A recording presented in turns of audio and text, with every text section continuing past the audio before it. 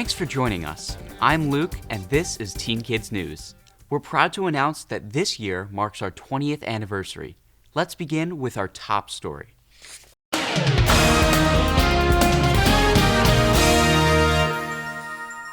Most of us have been doing it since kindergarten. We stand up, face the American flag, and recite the Pledge of Allegiance. Ava tells us that a similar ceremony takes place every day across the U.S. and even around the world. Actually, Luke, it happens twice a day.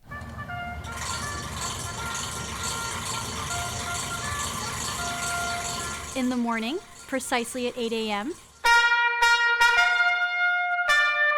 and then again at sunset. The ceremony is called Colors, and it's a time-honored tradition of the U.S. military. About 5 minutes until sunset, you'll have the entire U.S. military drawn to the flag to pay their respects. So this is the captain's chair. This is where he'll sit when we're at sea. Lieutenant Kelly Harris serves on the guided missile destroyer, USS The Sullivans. During Colors, specifically on a U.S. Navy installation, you're expected to come to attention, stop driving your car, stop walking, turn towards the flag, and pay your respects. So if you're a military member in uniform, you'll salute, and if you're a service member not in uniform or just a regular civilian, you'll stand at attention.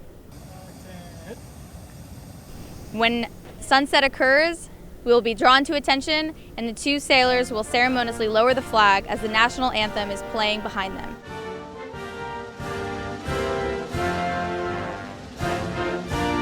The Navy observes Colors so that twice a day, the U.S. military can pay their respects to the flag, show their patriotism, and everything that it stands for. And after it is lowered, they will fold it ceremoniously.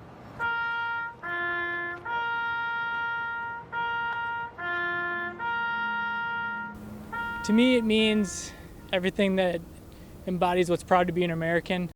Although Colors is an American tradition, it was inspired by the British. So in the late 1700s, the British Navy began having mutinies across their navy. And in order to instill pride and patriotism within their sailors, the British Navy created this ceremony where sailors were able to observe Colors and kind of regain that sense of pride in their country again.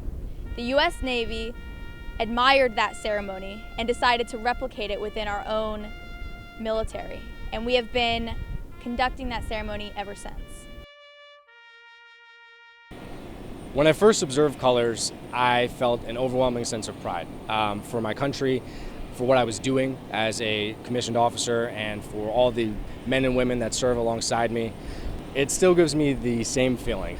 So my dad was in the U.S. Navy and my sister's in the U.S. Navy, and so it has always meant something very personal to me. The very first time I observed it was actually as a little girl, and I just remember feeling the sense of pride for my dad and the family business, essentially. But now as a commissioned officer, I think it means so much more. And I'm just overwhelmed with a sense of pride for this country and my job, and that I'm able to serve. If you're inspired to do your part to serve your country, there are tons of career opportunities in all 6 branches of the U.S. military. You can get a lot of great information online. And to Lieutenant Harris and everyone else in the U.S. military, from the bottom of our hearts here at Teen Kids News, thank you for your service. I'm Ava. We've got lots more coming up on Teen Kids News, so keep watching. We'll be right back.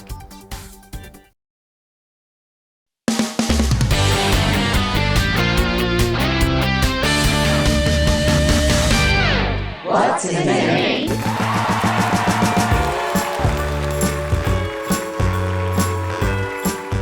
When looking for a name that would capture the spirit of their coffee company, management turned to American literature. Specifically, Herman Melville's epic Moby Dick. Why would an obsessive, one-legged sea captain hunting a murderous and vindictive albino whale help sell coffee? Well, you might ask. The company's website explains they wanted a name that evoked the romance of the high seas and the seafaring tradition of the early coffee traders. So they thought of naming their company after the whaling ship, the Pequod. As anyone who's ever dived into Melville's almost 2,000-page novel knows, things don't end well for the Pequod and her crew. But you have to admire the ship's first mate, a courageous and honorable man. He didn't want to go hunting the white whale. The company chose to adopt his name and add an S, and call themselves Starbucks. And to stay with the seafaring motif, there's even a mermaid on the logo. So yes, how the world's largest chain of coffee houses got its name is truly a whale of a tale. With What's in a Name, I'm Emily. Ever wonder why some people are mosquito magnets while others hardly ever get bitten? You might say it's in your genes. Those with type O blood are more attractive to skeeters than those with types A or B. Speaking of genes, the clothes you wear also play a role. Seems those flying bloodsuckers zero in faster on people wearing colors like red, green, and black.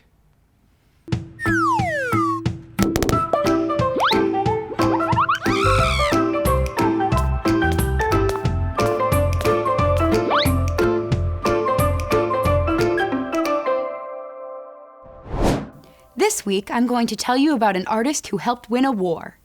Like many other Americans, Norman Rockwell listened attentively to President Franklin Roosevelt when he gave the State of the Union address in 1941. At the time, the world was at war, and America was soon to be as well. The president spoke about 4 freedoms he believed everyone, everywhere deserved.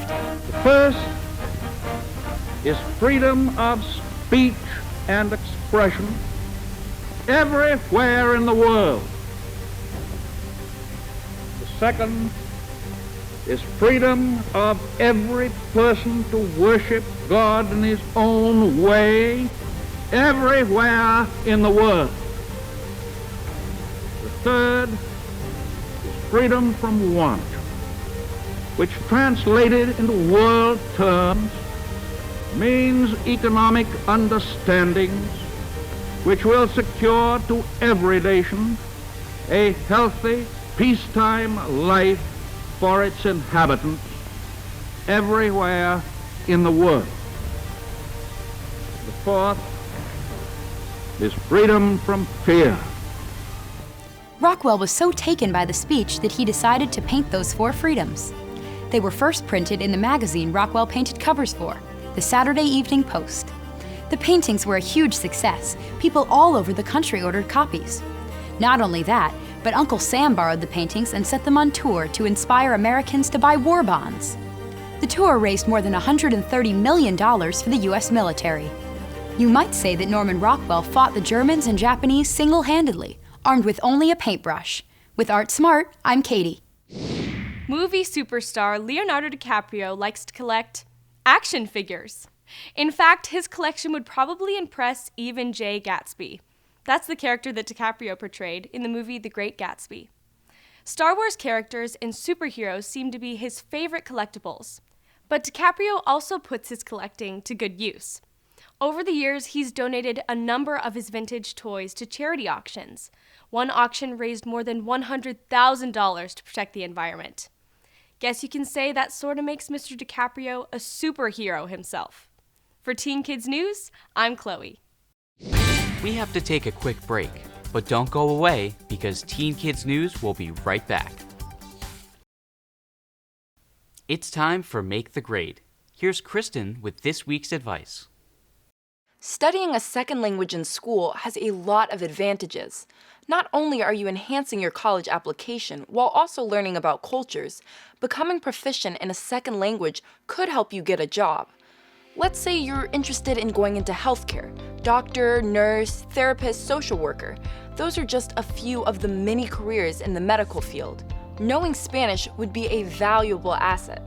That's because more than 40 million Americans are native Spanish speakers, so bilingual healthcare workers will be in demand.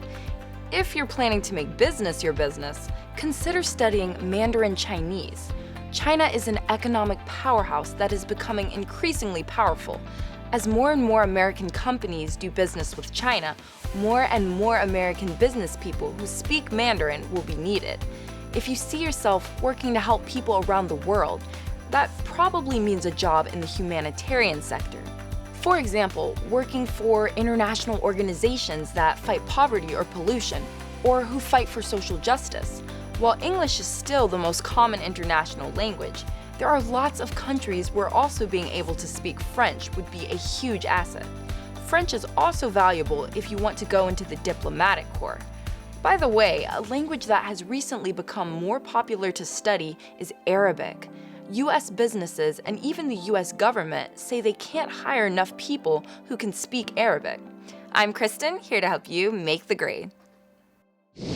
As the driver of a vehicle, you have a lot of responsibilities. Following traffic laws, sharing the road, and of course not doing anything that will be distracting. As a passenger, you also have a responsibility. If you feel the driver is not driving responsibly, you should speak up. As a reminder, check out this short video from the National Road Safety Foundation.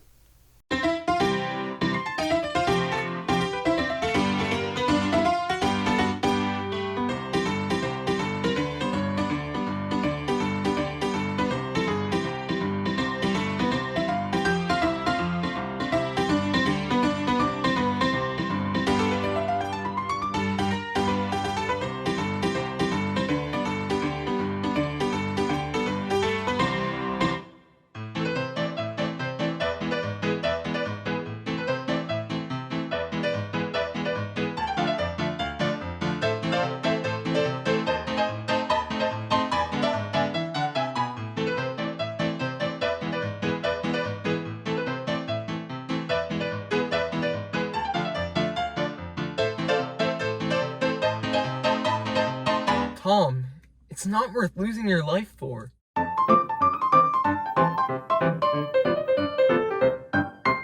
The NRSF produces lots of helpful videos. To see more of them and for info on driving safety, be sure to like, follow, and subscribe to the National Road Safety Foundation.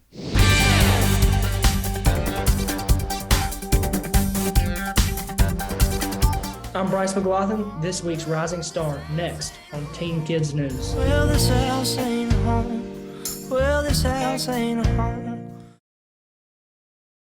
We call them rising stars, teens who have the talent and the craving to make it in the very tough world of entertainment. Let's meet one of them.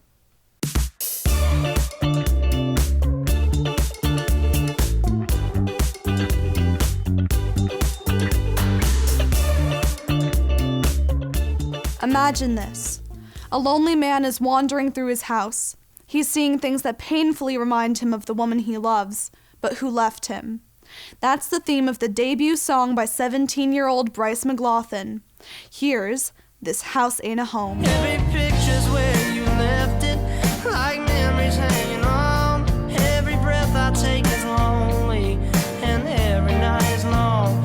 Every morning when I wake up, each side of the bed is wrong. Oh, this house ain't a home. No, this house ain't a home. Bryce, you've really captured the pain of losing someone you love.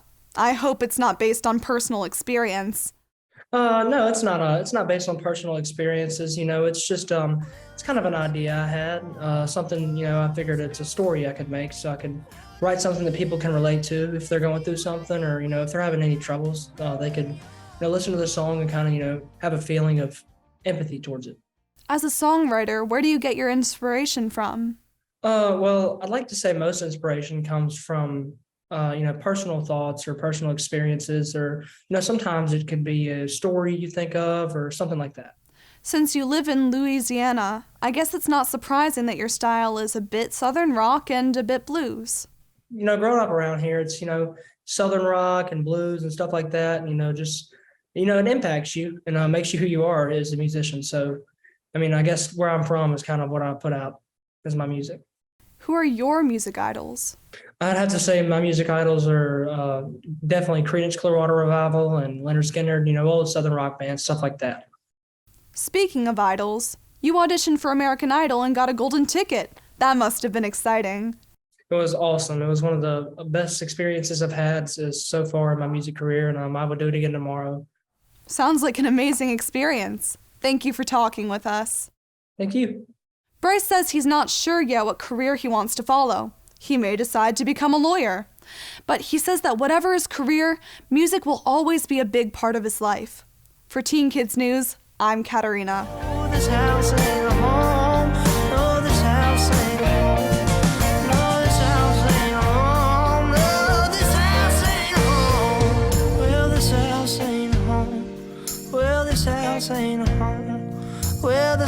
house ain't a home. No, this house ain't a home. It's time for another short break, but we'll be right back with more Teen Kids News, so stay with us.